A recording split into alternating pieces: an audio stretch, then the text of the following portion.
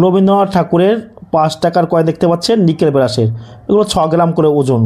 আপনারা জানবেন রবীন্দ্রনাথ ঠাকুরের 150তম জন্ম শতবার্ষিকী উপলক্ষে কলকাতা টাকশাল থেকে এই কয়েনটা তৈরি করেছে, এই দুটো কয়েন এটা।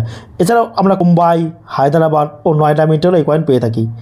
এখন এই কয়েনটার মধ্যে এগুলো বিক্রি হয়, কোনটা বিক্রি হয় ভালো করে ভিডিওটা দেখবেন। আর যারা রাত্রে আমাকে ফোন করে পাচ্ছেন না, কোনো অসুবিধা নেই, দিনে বেরিয়ে পড়বেন, স্টেশনে নেমে টোটো স্ট্যান্ডে বলবেন যে আমি প্রকাশের কাছে যাব। আমি প্রতিদিন থাকি সকাল 8টা থেকে বিকেল 5টা।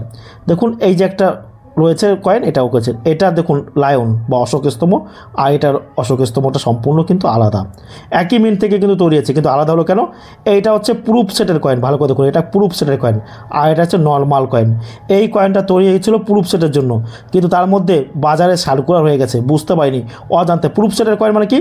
কয়েন সরকার কিন্তু প্রুফ সেটের জন্য আলাদা করে কয়েন তৈরি করে, সেই কয়েনগুলো কিন্তু বাজারে তারা আলাদাভাবে বিক্রি করে, সেটা সার্কুলার থাকে না।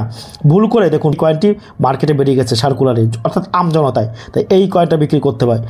এইটা কিন্তু হবে না। এটা ভালো করে দেখুন, এটা লায়নটা কিন্তু সম্পূর্ণ আলাদা, এটা লায়নটা দেখুন অন্যরকম, আর এটা কিন্তু অন্যরকম, ভালো করে দেখুন।